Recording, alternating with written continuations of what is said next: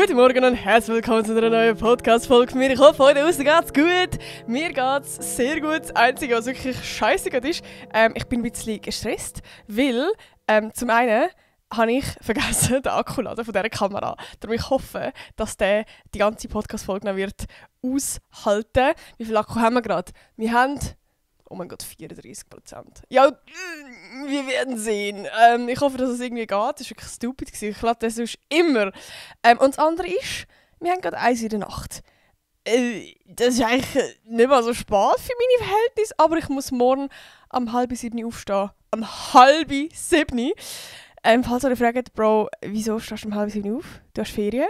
Ich habe Ferien, by the way! Aber zu dem kommen wir nachher noch. Ich gehe morgen in die Bibliothek hustlen mit einer Kollegin. Und zwar, sie hat ihre Abschlussprüfung übermorgen. Also sie hat übermorgen die letzte Prüfung. Sie studiert auch, also an der Uni, nicht an der Hochschule wie ich. Und hat es darum gerade noch ein bisschen stressiger als ich jetzt. Und ich habe gewusst, ich muss noch ein paar Sachen erledigen, jetzt von Social Media einfach her. Ja, und dann habe ich gedacht, ey, wenn wir nicht zusammen hustlen? Und sie so, ja, sie muss halt einfach noch mega viel machen, ob wir auch morgen früh gehen können, so ein bisschen früher. Und ich so, ja, safe. Und ich habe gemeint, sie meint so am 9 Uhr oder so, checken. Und dann schreibt sie mir, ja, können wir uns um 7:30 treffen. Und ich so, okay. Ja, darum treffen wir uns jetzt morgen am fucking 7:30 am Morgen am Bahnhof. Und gehen dann in die Bibliothek arbeiten. Weil das Ding ist, es ist gerade fette Prüfungsphase, das heisst, du musst um einen Platz kämpfen. Ja, das wird geil. Ich hoffe, wir finden einen Platz. Aber ich glaube, ich bin nachher auch froh, weil ich dann schon recht viele Sachen erledigen kann. Also ich werde jetzt mal noch schnell Podcast-Clips von diesem Podcast schneiden. Darum habe ich gedacht, muss ich den jetzt auch noch aufnehmen schnell. Und einfach sonst noch ein paar Sachen machen. Genau. Aber ich habe jetzt Ferien. Oh, es tut mir an dieser Stelle leid, dass ich jetzt schnell das muss raushauen und ihr wahrscheinlich noch voll im Schul- oder im Schaffstress sind und noch keine Sommerferien habt. Ja, aber also wie, bei mir ist ja, ich habe jetzt auch Schulferien. So, das muss man ja auch noch sagen. Voll, also ich will jetzt nicht sagen, dass Social Media mega schaffen ist, aber ich muss ja gleich auch noch Sachen für Social Media machen. Und jetzt zum Beispiel gerade im Juli wird es bei mir extrem stressig, weil ich weiß gar nicht, wie viel ich sagen darf. Also ich freue mich auch, weil ich dort Barkooperationen habe. Ich drop's jetzt einfach, es bleibt unter uns, oder? Schnell, wie machen wir? Fingers crossed, nein. Fuck, der kleine Fingerschwur. Geben wir schnell den kleinen Finger, Leute. Nein, ich weiß gar nicht, vielleicht darf ich es ja schon sagen. Und zwar habe ich 2 Partner. Oh, ich freue mich so. Ich habe letztes Jahr schon mit diesen beiden zusammen gearbeitet. Und jetzt habe ich wie dieses Jahr wieder mit ihnen zusammen einen Vertrag. Und es sind so 2 geile Brands. Vor allem, ich finde halt, also ich weiss nicht, falls euch das interessiert, so, als Influencer kommst du halt immer mal wieder irgendwelche Anfragen über. Und dann ist es irgendeine random Firma und die wollen dann einmaliges, also die fragen dich einmalig an, so hey, wir wollen das Video über das und das. Und das ist wie so, ja, nice. Aber das Coole ist halt wirklich, wenn es Brands sind, wo du zum einen halt wirklich komplett fühlst. Also ich muss sagen, ich mache nur Kooperationen mit Brands, wo ich auch selber dahinter stehen kann, so ist es nicht. Aber wie, es gibt schon so die Brands, die dann wirklich so, oh, crazy, so die sind. Und wenn die halt sagen, hey, die wollen längerfristig mit mir zusammenarbeiten, so Jahreskooperationen, das ist halt so, oh mein Gott, Jackpot. Also das ist so, wow. Und ich habe jetzt wie so 2 Kooperationspartner das Jahr, also ich auch schon letztes Jahr gehabt. Und das ist so, also zum einen ist es die Mobiliar, da habe ich ja letztes Jahr schon 4 Videos für sie gemacht, für die sich erinnern. Und das ist jetzt das Jahr, also nicht mehr mit Mobiliarmitarbeitern, aber auch sonst machen wir jetzt wieder Videos zusammen und arbeiten zusammen. Und das ist einfach so geil, weil das ist so, ich finde das so eine geile Brand, einfach nur schon, weil es eine Schweizer Brand ist, aber auch sonst, es ist einfach, ich finde auch ihre, ich weiss nicht, kennt ihr Mobiliar-Werbung? Das ist so die Werbung, die einfach funny ist, die keinen Stock im Arsch hat. Und ich finde, das widerspiegelt so mich. Also, vielleicht kennt ihr, ich weiß nicht, ob ihr die Mobiliar-Werbung kennt. Sie haben mal so mit so zeichnete Strichmännchen-Werbung gemacht. Sie haben aber auch schon so Werbung gemacht wie so, oh, ich weiß nicht, ich habe gar kein Beispiel. Ja, halt einfach so ein bisschen humoristische Werbung so. Und jetzt nicht so die Stock im Arsch Werbung. Und ich fühle das halt komplett. Darum, das ist für mich schon so ein kompletter Match, die Mobiliar. Und die zweite Brand ist Adidas. Und das ist für mich also wirklich komplett geil. das ist meine absolute Lieblingsmarke. Also ich glaube, für die mich verfolgen, ich habe so viele Kleider von Adidas. Also wirklich, das ist also wirklich so ein fucking geiler Match. Und ja, da wird es auf jeden Fall jetzt gerade bei den Women's Euro. Ich bin ja schon in der Werbung von letztes Jahr, also vom Dezember bin ich ja drin gewesen, das habt ihr vielleicht mitbekommen. Und jetzt dieses Jahr, jetzt wo die Women's Euro im Juli ist, wird es auf jeden Fall auch noch ein paar Videos geben. Also falls ihr Bock habt, zu mich supporten und ihr mal ein Video gesehen, wo ich für Adidas gemacht habe oder für Mobiliar oder einfach sonst irgendeine Kooperation, freue ich mich über jeden Support, weil wenn die Videos natürlich gut ankommen, dann wollen sie auch weiterhin mit mir zusammen arbeiten und das ist für mich halt eine riesige Ehre. Genau, das ist das, was ein bisschen im Juli ansteht. Aber ich wollte eigentlich noch erzählen von letzter Woche, weil ich habe ja die Podcast-Folge letzte Woche gerade aufgenommen, bevor ich an die Premiere gegangen bin von How to Train the Dragon. Und oh mein Gott, ich habe ein paar von euch treffen. Und es ist so krass, weil, also wie, ich habe ja gewusst, ich habe 20 von euch eingeladen und ich habe gewusst, okay, die haben alle eine Begleitung. Aber ich habe überhaupt nicht damit gerechnet, also ich weiß auch nicht, ich habe gar nicht so weit gedacht, irgendwie, dass auch sonst noch Leute dort sind. Oder dass Leute, die von den anderen Creators, also so Agnes, Alicia und der Chris, falls ihr die Namen etwas sagt, das sind auch Influencer, die sind auch da und haben auch Leute einladen, so dass die Leute von ihnen mich auch kennen könnten. Und ich weiß auch nicht, also ja, ich habe jetzt das Gefühl, ich habe das schon mal erzählt letzte Woche, aber das kann ja gar nicht sein.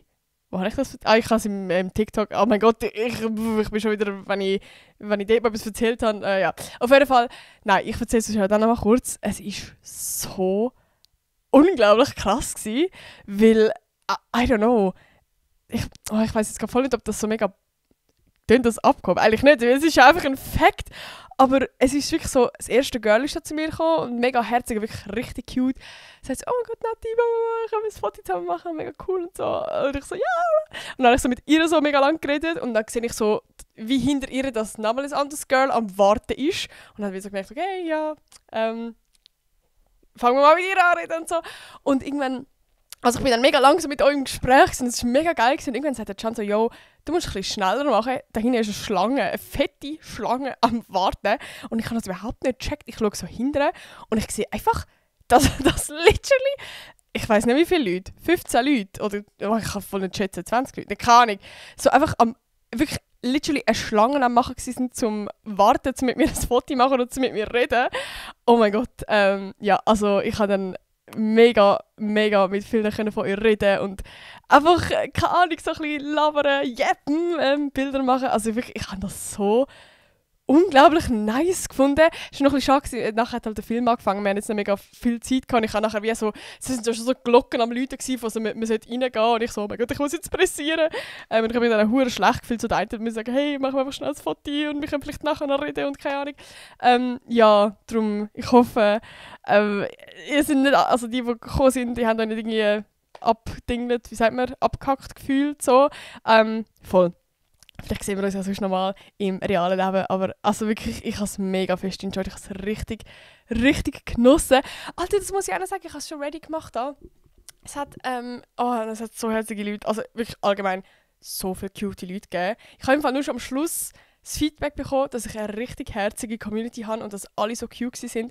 Und sie, von der Agentur, die das Ganze auch mitorganisiert hat, ich habe ihr jetzt nur schon so gezeigt, was ich so von ihr bekommen habe und sie hat fast anfangen zu brüllen, weil sie das so rührend gefunden hat. Also ich bin ja selber auch schon so mega das emotional am Erzählen gewesen und sie, oh mein Gott, nein, es ist wirklich gerade so ein kurzer Moment gewesen, was einfach so komplett emotional war. Nein, also wirklich, für mich ist es einfach jedes Mal, wenn ich wieder so etwas erlebe, einfach so komplett emotional und irgendwie, ich weiß auch nicht, ich komme gar nicht auf so Sachen klar, wenn man einfach an einem Abend so viel Liebe auf einmal bekommt. Ich glaube, das kannst du gar nicht, das ist eigentlich gar nicht etwas, wo so normal ist. Also keine Ahnung, dass man das so erlebt, dass einfach so viele Menschen an einem Abend dir so viel Liebe geben und einfach dir zeigen, aber keine Ahnung, also ja, also ich finde es, jedes Mal bin ich so komplett geflasht nach so einem Abend. Genau, also ich zeige das sonst noch so, was ich bekommen habe. Das Essen habe ich natürlich schon gegessen, darum das kann ich leider an dieser Stelle nicht zeigen. Aber Eisgel, ich weiss leider ihren Namen nicht mehr. Falls du zuhörst, schreib unbedingt in die Kommentare. Sie hat mir das selber gemacht, das Rösli geschenkt, wo so, ich weiss nicht, ob es ist gehökelt. Mal, es ist gehökelt. so cute. Einfach ein Rösli. Und das Lustige ist, ich bin in Mailand ja mit dem Can und es hat dort so Stände gehabt, wo man das kaufen konnte. Und mega herzig. Also ich habe mir dort so voll überlegt, boah, mega cool, die sehen so nice aus und so. Und sie sind auch mega teuer gewesen dort und wir sind so gewesen, okay, kaufen wir nicht. Und jetzt habe ich einfach eins bekommen und es ist so schön. Also nur schon, wenn ich es nochmal genau anschaue, es ist unglaublich schön. Und es ist so herzig. Es ist jetzt bei uns dort hinten im Gestell. Ich habe es natürlich nochmal für einen Podcast-Folge schnell runtergenommen. Und das Zweite, was ich bekommen habe, also das ist jetzt auch von einer Girl nochmal, von einer anderen. Und sie hat eben noch Essen dazu geschenkt. So herzig. So vegane Riegel und so Süßigkeiten für den Can, auch vegan. Also erstens nur schon mega cute, dass es vegan ist, weil, also ich weiss nicht, vielleicht im Podcast rede ich eh mal noch drüber, aber sonst auf Social Media habe ich das Gefühl, weiss man das jetzt nicht mega, dass ich vegan bin. Oder es haben zum Beispiel, ich glaube, viele wissen es nicht. Und ich bin auch noch nicht so lange vegan, jetzt erst seit Anfang Jahr. Und irgendwie, keine Ahnung, das ist für mich so... Also ich bin gerade so, oh mein Gott. Und auch so der Fakt, dass sie gesagt hat, ja, Schoki ist ja für dich, weil du gerne Schoki hast. Und Süßigkeiten sind für den Can, weil der Can ja gerne Süßigkeiten hat. Weil ich weiß gar nicht, ich habe gar nicht gewusst, dass ich das mal erwähnt habe. Aber der Can ist mega der Süßigkeiten-Mensch, ich bin mega der Schoki-Mensch. So. Also ich finde einfach so, das sind so kleine Sachen, die einem so viel bedeuten, wenn jemand so aufmerksame Geschenke macht. Checkt ihr irgendwie so? Also ich habe das mega herzig gefunden. Und dann kommt sie noch mit dem Brief. Also der hat mich umgehauen. Ich weiss, dass sie meinen Podcast hören. Anhand nur schon, dass da steht, das 9. Pause Star, Natti Style. Oh mein Gott, nein, ist das cute. Und ich muss dir das schnell zeigen. Ich muss jetzt schnell, nur schon die Vorderseite, ich hoffe, das wird jetzt scharf. Doch, man sieht es, glaube ich, oder? Richtig cute. Und dran stehen wie so ein paar Begriffe von Sachen, die mich irgendwie ausmachen oder von so ein bisschen Insider vom Podcast und so.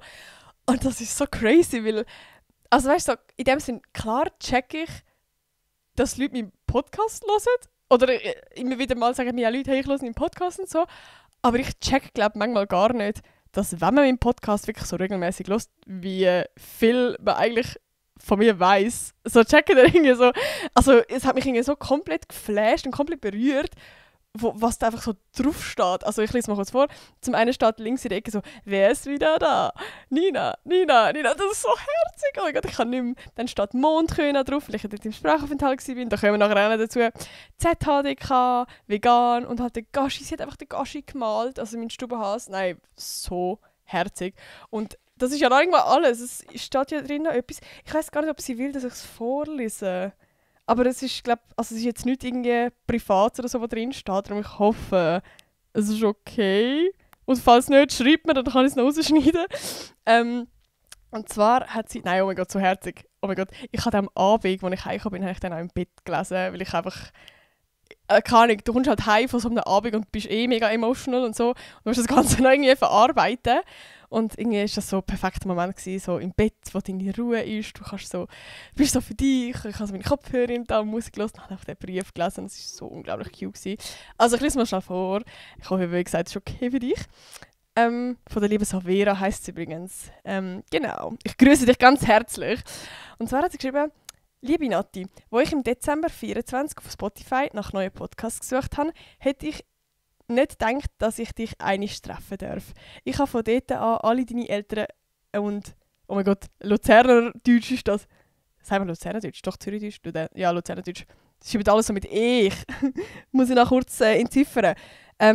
Ich habe von dort an alle deine Eltern und jede Videos und jede Woche deine neuen Folgen gehört und auch angefangen, deine Videos zu schauen. Das gibt mir so Comfort und ich kann einfach abstellen und lachen, wenn du das Lustigste von der Woche erzählst. Du hast mich sogar schon mal gegrüßt. In dem Fall habe ich dich schon mal gegrüßt, in dem Fall das zweite Mal. Ich will dir mit diesem Brief für deinen Content danken. Du redest über alles und man fühlt sich so verstanden. Außerdem wird man unterhalten. Mein Herz hat so gerast, als du mich gegrüßt hast und Agnes gesagt hat, dass du heute auch da bist. Was das... weil sie von der Agnes eingeladen worden ist. Es klingt hoffentlich nicht komisch, aber ich muss zugeben, dass ich ein kleines Fangirl bin von dir. Du bist so hübsch, mach weiter so, du kannst stolz auf dich sein. Ich wünsche dir weiterhin viel Glück im Studium, bei der Wohnungssuche, wenn ihr ausziehen müsst und mit dem Can natürlich. Ich habe dich lieb, auch wenn ich dich heute das erste Mal gesehen. Bleib gesund. Nein, ich kann nicht mehr. Oh mein Gott, das ist so herzig, das ist so unglaublich cute. Also wirklich, fühl dich nochmal ganz, ganz fest umarmt. Nein! Oh mein Gott, ich check, also wirklich, das ist für mich so insane. Und ich glaube, ich sage es einfach mittlerweile jede Woche, es tut mir so leid. Aber ich bin im Fall so fucking dankbar für euch. Das ist nicht so kitschig, es tut mir so leid. Aber im Fall jedes Mal bin ich immer so komplett geflasht von all diesen Kommentaren. Also wirklich, es ist wirklich für jedes Mal, wenn ich wieder auf die App gehe aktualisiere, gibt es so neue Kommentare. Und das sind nicht einfach nur Kommentare, geile Podcast. Das sind so richtig lange Kommentare, so richtig aus dem Herz. Und ich weiß auch nicht, es fühlt sich einfach so verbunden an und so schön irgendwie. Ich weiß auch nicht. Ja, also ich merke, ich bin halt irgendwie wieder komplett emotional und wir sind wieder komplett abgeschweift und wahrscheinlich langt wie viel Akku habe ich noch? Wahrscheinlich langt es im Leben nie. Okay, 24%. Okay, wir machen jetzt einen Run durch. Aber das war auf jeden Fall mal so ein bisschen das Update gewesen. Ja, was wollte ich noch sagen? Oh! Nein, das machen wir glaube ich nachher. Oder das haben wir jetzt. Vielleicht passt es gerade. Vielleicht passt es auch nicht, ich weiß es nicht. Aber ich bin ja, apropos Kommentar, ich bin am Kommentar durchlesen und habe einen Kommentar raussuchen von der Woche, den ich nachher vorlese. Aber ich habe mich sogar für 2 Kommentare entschieden, weil der andere Kommentar geht mehr so ein bisschen ums Thema, das wir heute werden reden. Und der eine Kommentar habe ich irgendwie gedacht, also ich weiß auch nicht, ich habe das so cute gefunden. Ich habe einfach gedacht, ich muss da schnell etwas dazu sagen.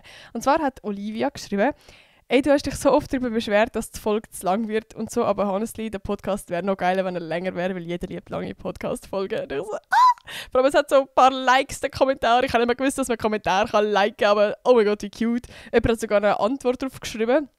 Voll, also, mein Herz ist aufgegangen. Und ich habe mir überlegt, also ich hoffe, das war jetzt kein Cap, was du da geschrieben hast. Ich habe mir überlegt, es wäre irgendwie hure lustig, mal irgendwann so eine Special-Folge machen, die einfach so 2 Stunden geht. Und vielleicht können wir so ein bisschen kreativ sein und in diesen 2 Stunden wirklich noch so ein bisschen, I don't know, wir können ja alles Mögliche machen. Vielleicht gibt es einen kompletten Girls-Talk, wo ich wirklich so effektiv auf längere Nachrichten von euch eingehen und meinen Senf dazugeben. Oder, I don't know, wir können ja so viele Sachen machen. Wir können irgendwie, keine Ahnung, telefonieren mit euch. Ich weiß doch nicht, es gibt mega viele Sachen, vielleicht könnt ihr auch noch ein paar Ideen in die Kommentare schreiben. Und ich habe mir irgendwie überlegt, dass es noch lustig wäre, weil es ja eine Special-Folge ist, dass wir die nicht einfach so random machen, sondern so ein Special-Event. Und ich habe gedacht, ja, bis die 200. Podcast-Folge ist, geht es noch ein bisschen, weil ich habe bei der 100. Podcast-Folge schon so ein Special-Ding gemacht. Aber wir sind aktuell bei 12'000 Abonnenten da auf Spotify. Und ich habe das Gefühl, 15'000 ist noch irgendwie so machbar. Und ist auch so eine schöne Zahl. 15'000. Darum habe ich mir gedacht, wenn ich dann irgendwann 15'000 Abonnenten auf Spotify habe, dann gibt es ein 2-Stunden-Special. Also von dem her, abonniert mich bitte alle auf Spotify. Dankeschön. Genau. Nein, das habe ich mir überlegt. Wäre irgendwie lustig.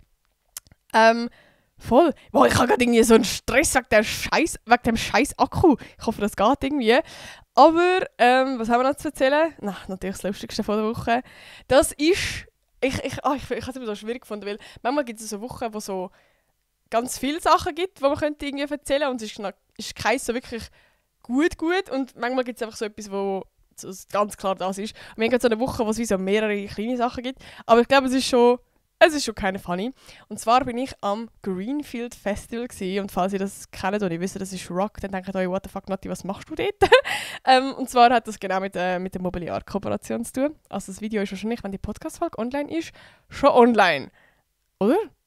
Glaub's. Oh mein Gott, ich weiss gar nicht mehr auswendig. Aber geht auf jeden Fall das Video auch gerne supporten. Ja, ich bin am Greenfield Festival gewesen. Am Rock Festival. Ich bin noch nie am Rock Festival gewesen. Ich hasse eigentlich auch Rock. Aber ich glaube, das ist ja genau das Lustigste am Video, dass ich so halt einen kompletten Clash mache von ich, die gar nicht Rock gerne habe und einfach ein Rock Festival aushalten und mal kennenlernen und mal in eine neue Welt hineintauchen. Aber es hat auf jeden Fall an diesem Tag so einen kurzen Moment gegeben, wo ich so war, ich brauche jetzt wirklich Ruhe. Es war ja auch mega heiß gewesen, und wir waren mit dem Auto gewesen, und dort schon und ich auch so gesagt, hey, es hat gerade in der Nähe dort einen See, jetzt fahren wir schnell dorthin, gehen kurz baden und die Füße hinheben und so und dann gehen wir nachher wieder zurück. Und wir sind dann kurz gegangen und es ist so, also wir wissen, es ist ja wie die ganze Zeit Rock, also so richtig so richtig und es ist einfach, ja, wenn du nicht gerne Rock hast, ist das einfach nach 2 Stunden deine Ohren, ich weiß auch nicht, schmerzen einfach, die sind so zugedröhnt nach dem Rock, dass es einfach schön ist, Ruhe mal kurz zu haben. Wir sind an dem See angekommen, es war richtig cute, schön, wir haben uns ein Tüchlein gelegt. Und wirklich, no joke, nicht mal 2 Minuten sind wir dort am Liegen gewesen. Kommt ein Dude um die Ecke mit einem fucking Dudelsack. Mit einem beschissenen Dudelsack. Und spielt Dudelsacklieder eine ganze Stunde lang. Komm mit einer Klarinette, komm mit einem Klavier, komm mit einer Ukulele, I don't care. Aber komm nicht mit einem scheiß Dudelsack. Das ist, nein, ich glaube, das war sogar schlimmer als Rock. Also das war wirklich ein guter Grund, um wieder ans Greenfield Festival zu gehen. Ich habe wirklich, sorry an dieser Stelle für Leute, die Dudelsack spielen, aber es ist, glaube ich, das schlimmste Instrument, das ich mir vorstellen kann. Es ist wirklich, das habe ich mir so überlegt, wann ist Dudelsack schön. Ich finde, so jedes andere Instrument ist entweder in einer Band cool oder in einem Orchester oder irgendwie, ich weiß auch nicht, einfach sonst bei allem Möglichen. Aber Dudelsack, wann ist das schön? Du musst ja wirklich literally in Schottland wohnen, dass du das geil findest. Du musst wahrscheinlich an einer Hochzeit Dudelsack spielen und dann passt es irgendwie und alle machen den Tanz. Aber sonst, nein. Aber es hat mir ein bisschen leid da, weil es war so ein älterer Dude, eigentlich ein Cutie. Und es haben am Anfang alle so, weißt, so geklatscht und so da, so mega cool. Und nach einer halben Stunde, dann das war auch schwierig gewesen, so, weil wir einfach wieder baden und noch unsere Ruhe haben. Und dann hast du einfach gemerkt, dass ein paar Leute so gegangen sind und ihm 0,0 Aufmerksamkeit mir geschenkt haben. Und dann ist er gegangen. Das war sad gewesen. Aber ja, das ist, würde ich sagen, so das Lustigste von der Woche gewesen, weil ich mich so fett verarscht gefühlt habe. So, bist einmal an einem fetten Rockfestival, willst mal deine Ruhe haben, dann kommt ein Scheiß du in den Dudelsack. Das ist wirklich, das kannst du niemandem erzählen eigentlich. Ich habe noch nie so irgendeinen Dudelsack spielen gesehen. Ja, es war auf jeden Fall eine lustige Experience gewesen. Ja, aber ich würde sagen, wir kommen jetzt noch zum anderen Kommentar. Da hat es sogar mehrere Kommentare zu dem Thema gegeben. Und ich dachte, okay, das Thema müssen wir aufgreifen in einer Podcast-Folge und mal darüber sprechen. Ich glaube, ich habe vor 2 Jahren, oder ich weiß gar nicht wann, habe ich schon mal über das Thema geredet. Aber ich glaube, ja, es ist auf jeden Fall ein Zeitchen her. Wir können das Thema gerne mal aufgreifen. Ich habe vielleicht auch noch ein paar andere. Ich bin selber auch gewachsen in diesen 2 Jahren. Habe vielleicht ein paar andere Standpunkte. Habe neue Erfahrungen gesammelt. Ich will da mal ganz schnell schauen, sorry, wie viel Akku wir da haben. 19%. Ich hoffe, das langt. Wir haben jetzt 1:30 Mal. Das ist easy. Nach 4,5 Stunden Schlaf. Das ist geil. Gut. 4,5 Stunden, stimmt das? Ja, das stimmt. Das ist wirklich traurig, 4,5 Stunden Schlaf. Egal. Ich habe vorhin schon mit dem Can darüber geredet. Und dann war es, schau, du hast jetzt Ferien, das ist okay. Es ist okay, du musst jetzt einfach in deinem Rhythmus dein Zeug machen und du kannst es jetzt eh nicht mehr ändern. Und ja, du musst es jetzt einfach so nehmen, wie es jetzt gekommen ist und so. Also wie, es ist eigentlich genau das Mindset, wo ich schon mal in einem Podcast darüber geredet habe, so ja, scheiß drauf, Alter. Oder wie habe ich den Podcast genannt? Ich weiß schon gar nicht mehr. Ja, irgendwie so in die Richtung. So, dann ist es halt so, scheiß drauf. Nimm es so, wie es jetzt ist. Ja. Das war jetzt richtig deep gewesen. Aber wir kommen dann schnell zum Kommentar. Und zwar von der lieben Aya Sophia. Ich grüße dich ganz herzlich. Und zwar hat sie geschrieben: Hoi Nati, ich habe mich gerade mega gefreut, weil ich gesehen habe, dass wieder eine neue Folge ist. Ah, cute, dankeschön, das freut mich natürlich. Und das Thema Schnuppern ist für mich gerade mega praktisch, weil ich nach der Sommerferien jetzt komme. Und ich bin ziemlich nervös. Wäre cool, wenn du mal eine Folge so machen könntest, um mit Nervosität umzugehen. PS, ich liebe dich und im Podcast so fest. Dankeschön. PPS, kannst du mich mal grüßen? PPS, geil. Natürlich nochmal gerne. Ich grüße dich. Aya Sophia, Kuss. Danke für deinen Kommentar. Es hat sogar, ich finde das einfach so lustig, ich habe nicht gewusst, dass das geht. Vielleicht habe ich auch jetzt erst ein Update gemacht und es ist schon lange gegangen und ich habe Kommentare auf Kommentare nie gesehen. Aber man kann auf jeden Fall jetzt auf Kommentare schreiben. Und zwar hat der Apollo und Benson, ich weiß gar nicht, ob du männlich oder weiblich bist, aber ich grüße dich auch ganz herzlich, auf den Kommentar geantwortet. Ich komme auch ins Gymi, habe mega Schiss. Wäre echt cool, wenn Nati mal eine Folge über das machen könnte, weil alle sagen, die Lehrer sind Horror und so. Ich verstehe dich voll. Also, Leute, wir sprechen daher mal über das Thema Nervosität oder auch ein Neuanfang, also wenn ihr jetzt vielleicht nach der Sommerferien etwas Neues anfangen, ob das eine Lehre ist, ob das Gymi ist oder ob das ein Studium ist, ob das ein neuer Job ist, ob das, keine Ahnung, ein Sprachaufenthalt ist, es gibt ja so viele Sachen. Aber mich nimmt, jetzt müsst ihr mal schnell in die Kommentare schreiben, mich nimmt euch Wunder, was machen die nach der Sommerferien. Ist das etwas Neues? Haben die da vielleicht ein bisschen Angst? Oder ist das auch einfach das Gleiche? Also jetzt kommen wir von der so viel der Klasse in so viel, es ist nicht so eine grosse Umstellung. Oder von was haben ihr Angst? So.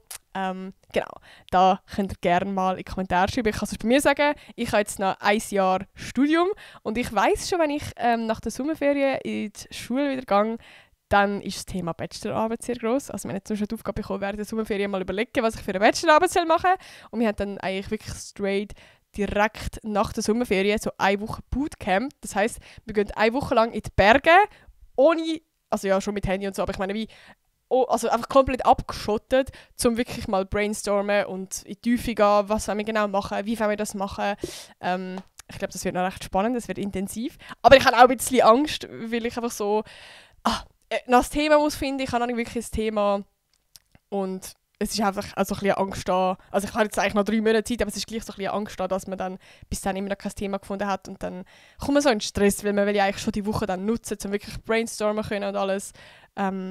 Ja, deshalb, das wird bei mir nachher sein und ich habe ja nachher eigentlich wirklich, also ich habe schon noch ein paar Fächer, aber es ist schon der Main-Fokus eigentlich auf dem letzten Jahr, auf der Bachelorarbeit. Also ich habe ja auch keine Abschlussprüfung, ich habe wirklich nur eine Bachelorarbeit und die ist halt dann relativ sehr intensiv. Genau, und dann bin ich nachher fertig. Und ich habe mir auch überlegt, also ich bin eigentlich immer so gewesen, hey, nach dem Studium will ich wieder in die Selbstständigkeit gehen. Und irgendwie jetzt gerade, weil ich Ferien habe, wäre das eigentlich genau die Situation. So, ich habe jetzt keine Schule mehr. Ich bin ja jetzt in dem Sinne auch in der Selbstständigkeit. So, klar habe ich jetzt eben 3 Monate Ferien, so, aber ich bin ja gleich in dem Sinne nicht einfach gar nichts machen, sondern ich mache jetzt halt auch mein Social-Media-Zeug. Voll. Und es ist halt wie irgendwie so, ich habe ja die Selbstständigkeit schon 2 Jahre nach dem Gymi und ich habe es mega geil gefunden und ich habe gemerkt, ich habe das auch übel gebraucht, so nach dem Gymi einfach mal, also weißt, ich habe es wie auch so ein bisschen als Zwischenjahr gesehen, so mal in den Sprachaufenthalt gehen, mal können das machen, mal einfach können ein bisschen frei sein und irgendwie, ja, das machen, was ich Bock habe und meinen Schlafrhythmus mal wieder in den Griff bekommen und ich muss sagen, im Gymi bin ich schon sehr... Ich finde es schwierig, zum gerade Burnout zu sagen, weil ich bin jetzt nicht diagnostiziert wurde, aber ich habe auf jeden Fall ein ultra Stresslevel, Höchststresslevel gehabt, so. Und ich habe einfach gemerkt, lang, also wirklich fast das ganze Jahr gebraucht, um mich einfach mal komplett regenerieren. Alter, ich kann nicht mehr mit Deutsch heute. Voll. Und darum, ja, ich muss sagen, so beim Studium jetzt, es ist safe auch hure stressig. Also ich habe ja das 100% Studium, so ich muss jeden Tag in der Schule sein, von Montag bis Freitag, und noch Social Media nebenbei. Ja, ist halt schon ein bisschen stressiger, dass ich nicht Social Media mehr mache. Also, will jetzt eigentlich schon auch nicht lügen. Ich habe ja gerade letztes Jahr auch sehr mit Stress und so zu kämpfen gehabt. Darum, ja, ich weiß auch nicht. Ich bin mir noch nicht so sicher, ob ich wirklich wieder Vollzeit in die Selbstständigkeit will. Einfach weil ich das auch gerne habe, dass nebenbei noch etwas läuft. Und also es klingt jetzt ultra dumm. Aber, nein, das klingt ultra dumm. Aber irgendwie ist es mir unangenehm, zu sagen, wenn mich jemand fragt, was ich beruflich mache, dass ich dann einfach nur muss sagen, ja, Influencerin. Ich habe immer das Gefühl, dann denken alle so, ach okay, das heisst, sie macht nichts. Weil, also die Leute, die ja close mit mir sind, die wissen ja, was ich mache. Und die sehen das ja auch, dass das ein stressiger Job ist. Eben, also es ist immer noch ein mega Privileg, so obviously. Aber ja, ich will jetzt gar nicht so tief in das Thema gehen. Aber wie, ich habe automatisch das Gefühl, wenn ich das dann sage, dann haben alle so ein mega krankes Vorurteil und sind so, okay, das heisst, sie schafft nicht. Und das heisst, also ich weiss auch nicht, irgendwie fühle ich mich jetzt so, seit ich studiere, so viel wohler, um zu sagen, hey, ich studiere und mache Social Media. Weil dann ist so, ja, ich studiere ja noch Vollzeit. So. Also checken ihr irgendwie so. Und ja, das ist für mich so ein Grund. Und der andere ist auch, ich muss sagen, ich habe recht gerne so einen geregelten Alltag. Also wie, wo ich in diesen 2 Jahren war, ich habe es auch mega als Zwischenjahr gesehen. Aber wenn ich zu dem Zeitpunkt nicht gewusst habe, ob ich noch studieren würde. Aber wie nach dem Studium ist es ja noch viel mehr so, okay, was will ich das jetzt für den Rest vom Leben machen? Oder was ist der nächste Anhaltspunkt? Und irgendwie, wenn ich das nicht habe, dann finde ich das so schwierig. Und darum habe ich mir so ein bisschen überlegt, ob ich gleich irgendwie noch etwas Teilzeit arbeite. Vielleicht beim SRF oder so. Obwohl beim SRF ist halt auch schwierig, weil wenn du beim SRF schaffst, dann darfst du privat keine Kooperationen machen, was für mich ultra dumm ist. Außer ich habe so einen fetten Job beim SRF, dass ich mehr verdienen würde oder einfach genug, damit ich keine Kooperationen machen muss, weil ich mache ja vor allem Kooperationen, damit ich mein Geld verdiene so. Und wenn ich das nicht machen kann, dann lohnt es sich irgendwie, dann macht es absolut gar keinen Sinn, zum beim SRF zu arbeiten, wenn ich extra irgendwo mega arbeite, um nachher weniger zu verdienen. Das macht gar keinen Sinn. Aber ich finde halt SRF cool und ich habe ja schon mal beim SRF gearbeitet und so und ich sehe es hure irgendwo bei einer Produktion arbeiten und dort meine Kreativität reinbringen oder vielleicht irgendetwas mit der Zielgruppe Jugendlichen machen oder I don't know, irgendetwas in die Richtung machen. Ich sehe es jetzt zum Beispiel weniger so in einer Social-Media-Agentur arbeiten, also wenn, dann würde ich etwas machen mit Videoproduktion, also schon mit Social Media, aber jetzt nicht mit so Influencer-Marketing. Also ich sehe es jetzt weniger irgendwie so in einer Agentur arbeiten, eben mit Influencer-Marketing oder kann ich in einem Management oder so. Also dann müsste es schon ein bisschen weiter weg sein von meinem Job, Influencerin, Content Creatorin, whatever. Genau. Ich habe schon wieder viel zu lange über das gelabert. Aber das ist auf jeden Fall, das sind so meine nächsten Anhaltspunkte im nächsten Jahr.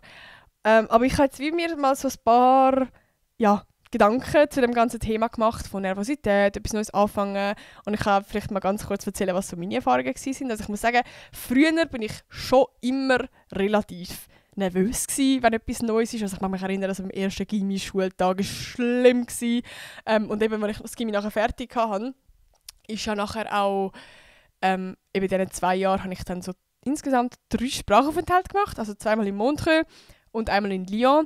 Und gerade als ich das erste Mal in Montreux war, war ich ja übel horrible gewesen. Also für die mein YouTube-Video von damals noch kennen. Also mein Vlog. Also das ist einfach wie, ich war so nervös vom ersten Schultag und mein erster Schultag ist auch mega scheiße gelaufen. Also beziehungsweise, ich habe ihn einfach mega scheiße empfunden. So, ich glaube, er war jetzt gar nicht so schlimm gewesen. So, ich habe einfach irgendwie, ich bin mega verkopft gewesen und ja. Und hatte dann auch Heimweh gehabt und so, also ich habe mich einfach wie nicht wohl gefühlt. Voll. Und ich habe wie einfach durch die ganzen Jahre oder die ganze Erfahrung, also wie beim zweiten Sprachaufenthalt ist es irgendwie immer besser gewesen, beim dritten war es komplett easy gewesen. Und ich muss auch sagen, als ich jetzt ins Studium gekommen bin, mein erster Studiumsschultag, ich habe mich so mental gut vorbereitet und habe irgendwie schon so viel gelernt, dass ich muss sagen, ich habe es wirklich gut gehandelt. Also ich bin echt stolz auf mich, wie ich meine ganze Nervosität und einfach wie ich mich verhalten habe an meinem ersten Studiumstag und einfach allgemein vor dem Studium und so, bin ich recht proud of mich und habe das Gefühl, kann ich euch da auch recht viele Tipps weitergeben, wie man mit dieser Situation umgeht, wie man sich vorbereiten kann, wie man mit dieser Nervosität umgehen und so umgehen, weil es ist ja schlussendlich ein normales Gefühl. Also so obviously, keine Ahnung, unser Hirn liebt so Routine-Sachen und wir sind gerne in unserer Bubble, wo wir wissen, wie es läuft, wie unser Alltag ist und wie wir aufstehen und genau wissen, wie der Tag wird aussehen. Also genau, so, checket. Und wenn dann halt etwas komplett Neues ist, wo wir noch nicht kennen, wo unser Hirn noch nicht die Routine hat, das macht einem Angst und das macht einem einfach nervös und das ist komplett normal, das hat so jeder. Aber das bedeutet ja irgendwie auch, dass es etwas ist, was uns wichtig ist. Etwas Neues. Also wir sind vor allem nervös, eben weil uns das wichtig ist, weil wir das richtig machen wollen, weil wir das gut machen wollen, weil wir Angst haben, dass wir da verkacken können, dass wir vielleicht, weiß ich nicht, unsympathisch sind, dass es scheiße läuft, dass es uns nicht gefällt, dass wir uns unwohl fühlen und all das Zeug. Was man aber auch muss sehen, es ist ja auch etwas, wo wie eine neue Chance für uns ist. Also es ist etwas Neues, es ist aufregend, es ist ein Abenteuer und das habe ich im Fall auch mega durch meine Sprachaufenthalte irgendwie so gelernt. Auch wenn ich es nicht gerne zugeben will, weil ich wirklich ein Mensch bin, der sehr, sehr gerne in meiner Bubble ist und wenn ich mal etwas gefunden habe, was mir gefällt, dann möchte ich eigentlich am liebsten gar nicht dort raus. Also ich gehe überhaupt nicht gerne aus meiner Komfortzone raus, wirklich komplett nicht. Ich bin überhaupt nicht so ein Mensch. Und ich muss aber trotzdem eingestehen, dass wenn ich mal aus meiner Komfortzone gehe, dass es im ersten Moment ultra schlimm ist. Also gerade der Moment vorher ist es so schlimm und wenn du es dann aber gemacht hast, dann ist das ein ultra geiles Gefühl. Du bist so stolz auf dich und du bist ja immer im Nachhinein eigentlich jedes Mal so, okay, es ist gar nicht so schlimm gewesen. Also ich meine, ich bin jetzt in meinem Studium, also ich habe alles habe ich überlebt, was ich bis jetzt so gemacht habe. Und ich denke so zurück und ich habe wirklich nichts so schlimm gefunden. So alles, was ich gemacht habe, wo ich aus meiner Komfortzone bin, habe ich eigentlich gut gefunden. Und habe mich, also das ist ein wichtiger Punkt, bin ich mega gewachsen an dem. Genau. Ja, das muss man irgendwie auch noch sagen. Es ist ja wie so ein bisschen eine Chance zum Wachsen können. Aber wir reden jetzt gleich mal drüber, weil wir in dieser Situation sind. Also wir reden jetzt schnell zuerst über das Thema, wie das ist, irgendwo neu anzufangen, in eine neue Klasse zu kommen, eben irgendetwas Neues. Und dann reden wir auch allgemein über das Thema Nervosität. Also wirklich, wenn ihr gerade in einer Situation sind, wo ihr jetzt gerade nervös sind und ich spüre, dass euer ganzer Körper gerade so am Hyperventilieren ist, so was macht man in dieser Situation. Wir reden gerade über beides, aber wir fangen jetzt zuerst an mit dem einen und nachher reden wir über das andere. Und zwar, was hilft in so einer Situation, wenn ihr jetzt nach der Sommerferien irgendetwas Neues anfangt? Ich sage euch, das ist für mich der wichtigste Punkt, sich vorbereiten. Mental, also sowohl mental als auch, wie sagt man, physisch so. Also was man auf jeden Fall kann, ist sich informieren, wie, was, wo, vielleicht welche Leute sind in der Klasse, wie sieht es dort aus. Auch wichtig, der Weg dorthin, weil das ist auch immer, also einfach überall, wo man Sachen nicht weiss, das tut einem so nervös machen. Also bei mir ist vor allem eben immer der Weg hin, so, oh mein Gott, vielleicht weiss ich dann nicht, welches Damm ich muss nehmen und alles. Bro, ich habe jetzt Sommerferien, oder vielleicht auch noch nicht jetzt gerade, aber ihr habt auf jeden Fall vielleicht mal irgendwann Zeit, geht mit euren Eltern, geht mit einer Kollegin, geht vielleicht auch alleine, einfach mal den Weg fahren und vielleicht das Gebäude anschauen, vielleicht, falls ihr eben irgendwie beruflich etwas sind, vielleicht sind die auch schon mal dort gewesen. Und das hilft einfach mega fest, wenn man sich mental mal darauf vorbereiten kann. Und all die Fragen, die im Kopf sind, so, oh mein Gott, was ist dort, möglichst weit probieren sie zu beantworten. Ja, vielleicht gibt es auch sonst noch Sachen, so, oh mein Gott, ich weiss gar nicht, was ich am ersten Schultag dann alles mitnehmen muss, machen. Dann alle Informationen, vielleicht haben ihr Mails bekommen, vielleicht steht es auf einer Webseite. Dann das alles mal in Ruhe durchlesen und schreiben vielleicht so die wichtigsten Sachen auf, sodass ihr sie vor dem ersten Schultag noch mal anlesen. Oh mein Gott, ich kann wirklich gar kein Deutsch mehr. Genau. Und sonst finde ich, gerade vor dem ersten Tag ist es vielleicht immer noch mega gut, wenn man am Abend vorher schon sein Zeug packt, seine Taschen packt. Was mir auch mega hilft, ist so ein Outfit schon vor am Tag schon ready machen, weil das ist meistens immer so ein riesiger Stress. Also mir persönlich sind halt Outfits extrem wichtig, einfach weil das macht so viel von meiner Confidence aus. Also wenn ich ein Outfit habe, wo ich mich wohlfühle, dann bin ich zu 80% läuft dann der Tag besser, weil ich dann eben mich confident fühle. Ich habe das Gefühl, ja, das macht einfach mega viel bei mir so. Und wenn meine Haare scheiße sind, wenn mein Make-up scheiße ist und wenn mein Outfit scheiße ist, dann ist schon mal schwieriger so. Und ich glaube, bei diesen Punkten kannst du schon recht gut vorbeugen. Genau. Und was haben wir noch? Vielleicht auch genug früh aufstehen. Das hat mir im Gymi mega geholfen. Und auch beim Studium habe ich das gemacht. Also einfach eine halbe Stunde früher aufstehen, am Abend am besten auch früher ins Bett gehen. Dir einfach, damit genug Zeit hast, eben, um dich ready zu machen und einfach auf jeden Fall nicht den Stress haben, das Gefühl haben, oh mein Gott, verpennt und hast nur 20 Minuten und keine Ahnung was. Und mir hat es bei jedem Mal immer geholfen, einen Bus oder whatever, so einen Zug früher nehmen, weil lieber zu früh dort sein als kann ich. Worst case, der Zug fällt aus oder ich weiß doch auch nicht, es hat Verspätung und dann verpasst du den Anschluss und all das. Lieber einen Zug früher nehmen und nachher dort so ein bisschen warten und so. Also wirklich das jedes Mal. Einfach nicht mal nur für den Worst Case, dass wenn etwas passieren wird, dann bist du safe. Natürlich, das ist auch wichtig. Aber auch für dich. So, es gibt einem einfach so ein beruhigendes Gefühl zu wissen, hey, ich bin genug früh dran. Also es nimmt einfach schon mal sehr, sehr viel Stress, wenn du einfach mal genug früh bist. So. Genau. Und ich finde, was eben eigentlich vor allem auch am wichtigsten ist so eine positive Einstellung in das Ganze haben. Also wie eben alle sind wahrscheinlich aufgeregt, also jetzt gerade wenn ihr in eine neue Klasse kommt, so, es ist für alle der erste Tag, sind alle aufgeregt so und das ist eben ganz normal, so jeder hat die Gedanken und eben sehe es vielleicht mehr als so eine Chance zum Wachsen, einfach so eine neue Möglichkeit, sehe es als so ein Abenteuer von oh mein Gott, wie cool, oder einfach so die Aufregung in etwas Positives verwandeln, so, dass man sich einfach freuen kann. So, vielleicht könnt ihr an die Momente denken, wo ihr euch darauf freut, oh mein Gott, vielleicht hat es coole Menschen in dieser Klasse und I don't know, also jetzt mega, das klingt ultra weird, ich weiß gar nicht, ob ich das nachvollziehen kann, aber ich hatte zum Beispiel mega im Kopf gehabt, ich kann ein cooles TikTok machen. Das ist ultra dumm, das kann man absolut nicht nachvollziehen.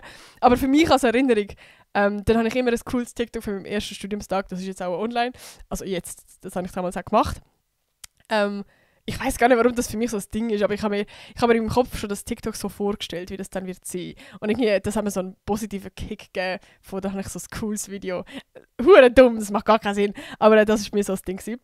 Also wie so die Momente catchen, wo man sich darauf freut. So. Genau. Und sonst habe ich jetzt noch ein paar Sachen aufgeschrieben, die so Tipps sind, eben für den ersten Tag oder für einfach so die Momente. Wir fangen an mit «Sind euch selber», finde ich ganz wichtig. Also, sind gechillt, Alter. Sind euch selber, verstellt euch nicht, weil so sind ihr am coolsten. So werden euch die Leute, also wie dann filtern jetzt auch gerade die blöden Leute, so die dich auch gerne haben, weil du so bist, wie du bist, dann triffst du auch direkt an die richtigen Leute. So. Und das finde ich mega wichtig.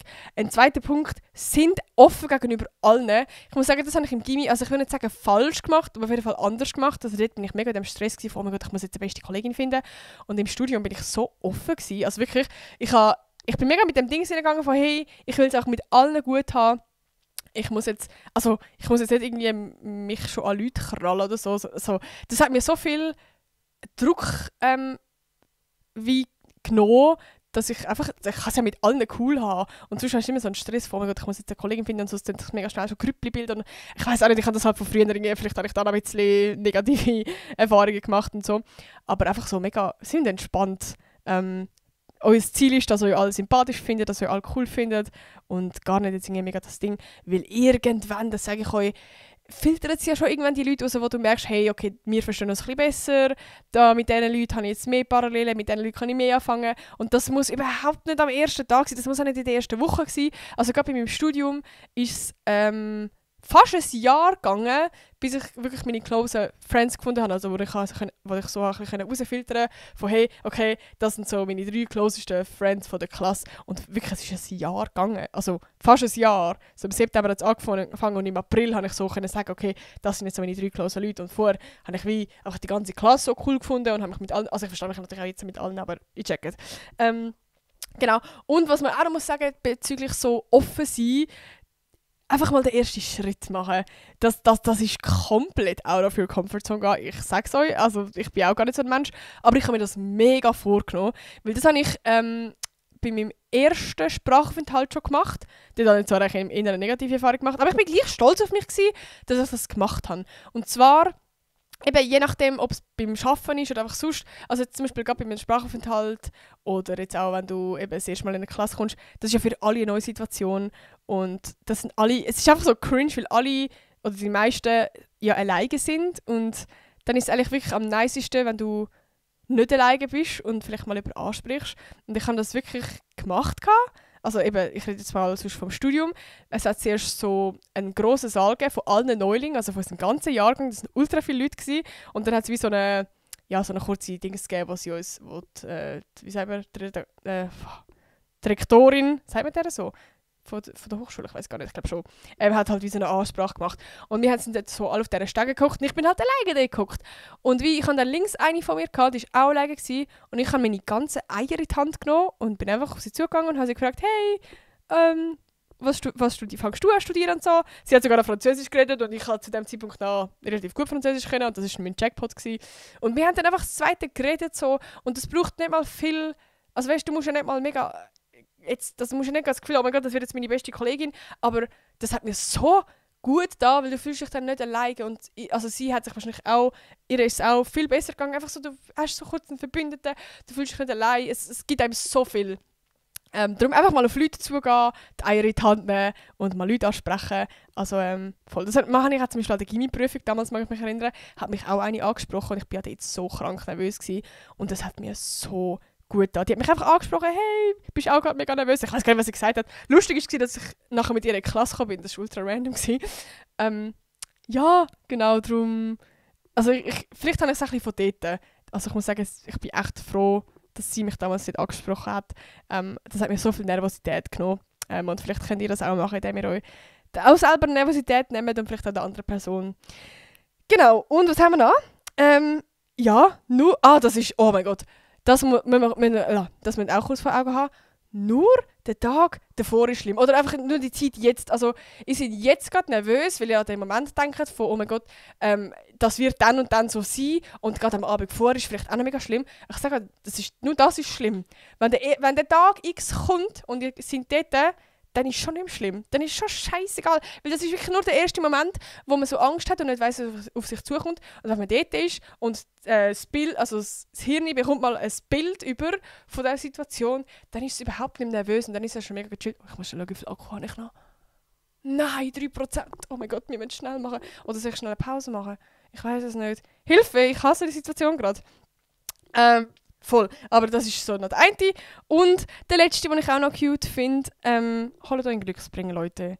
Also wie irgendetwas Kleines, es kann auch so ein kleiner Stein sein oder irgendetwas, wo ihr einfach fest dran halten könnt. Ja, ist vielleicht ein bisschen abergläubisch, aber ich finde das irgendwie, ich glaube da irgendwie voll dran, oder das hilft mir extrem fest, wenn ihr irgendwie etwas in der Hand habt, wo ihr die ganze Nervosität könnt mit dem kleinen Ding teilen und wenn ihr das hebt, dann bringt es euch Glück und das ist für euch da und ich fühle euch wie auch nicht so allein irgendwie. Also das finde ich richtig, richtig cute. Genau. Oder hustlen wir noch schnell durch? Es tut mir jetzt mega leid, wenn wir jetzt halt hure pressieren. Wir haben noch 3%. Es gibt einen schnell Durchhustle von was macht man, wenn man in einer Situation ist, wo man allgemein nervös ist. So. Okay, wir hustlen jetzt richtig schnell durch. Also, zuerst mal, Nervosität als Positives gesehen, das habe ich vorher schon gesagt.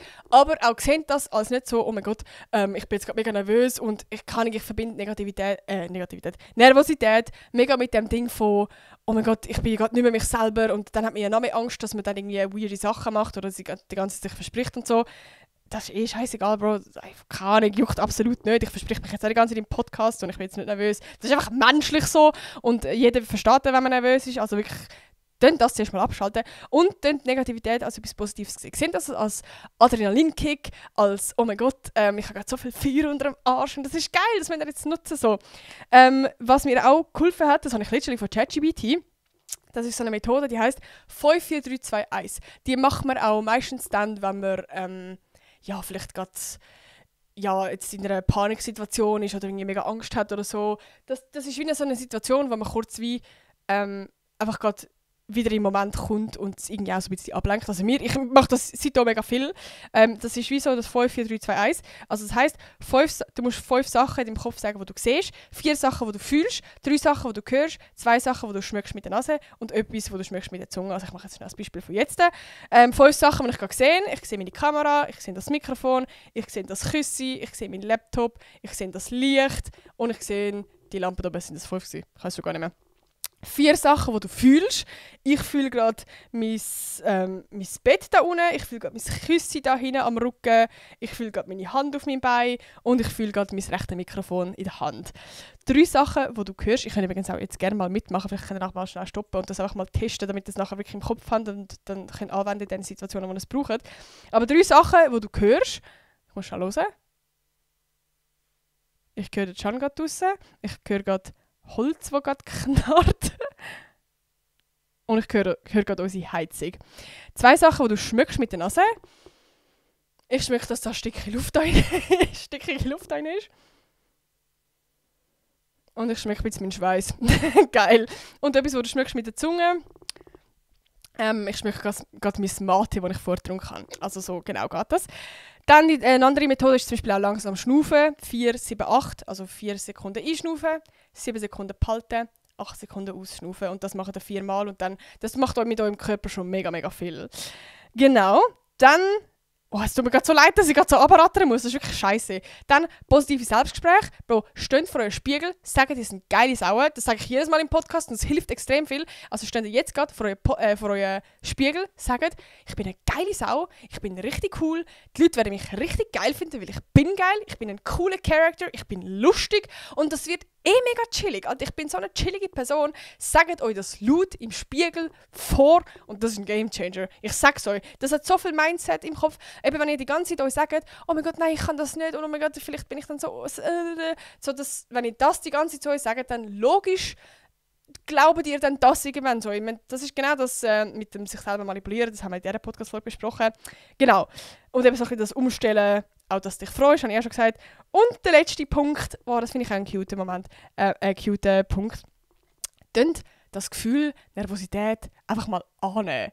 Also das klingt jetzt wieder mega spirituell, aber ich liebe es. So das Gefühl einfach mal annehmen, spüren und vielleicht auch so ein bisschen zulassen. Also wie, das ist ein ganz normales menschliches Gefühl, dass man nervös ist. Das ist überhaupt nichts Negatives. Und lasst mal zu, das schnell zu fühlen. So, vielleicht könnt ihr auch in dem Moment beschreiben, okay, wie fühlt sich das gerade an? Ich spüre mein Herz. Also wie, wenn ihr wie das Gefühl mal wirklich zulässt, dann könnt ihr auch viel besser mit dem umgehen und das viel besser irgendwie auch so annehmen und dann geht es auch viel mehr weg, als wenn ihr die ganze Zeit in diesen Gedanken sind von «Oh mein Gott, ich bin gerade so nervös und ich will, dass es einfach weggeht und ich will einfach am liebsten nicht nervös sein». Dann werdet ihr irgendwie umso nervöser so, wenn ihr die ganze Zeit so in dem Ding sind. Und darum, tun mal einfach ein bisschen chillen, das Gefühl komplett zulassen und irgendwie mal vielleicht euch selber beobachten, wie sind ihr gerade, wenn ihr nervös sind so. Also geht mal in euch rein, werdet ein Gefühl. Ja, oh mein Gott, Leute, wir haben es geschafft. Okay, wir sind fertig. Schreibt unbedingt, eben, wie gesagt, in die Kommentare, wenn ihr noch Tipps habt zum Thema nervös sein, erster Schultag, wie geht ihr mit diesen Situationen um, was hilft euch? Oder ihr könnt auch vielleicht umgekehrt, schreibt mal in die Kommentare, vor was ihr Angst habt, was auf euch zukommt und all das. Und ja, ich beende jetzt die Podcast-Folge. Ich hoffe, es hat euch gefallen. Wenn ja, dann vergessen nämlich zu abonnieren hier auf Spotify. Und gebt eine 5-Sterne-Bewertung. Wuhu! Und ich würde sagen, wir hören uns nächste Woche wieder. Tschüss!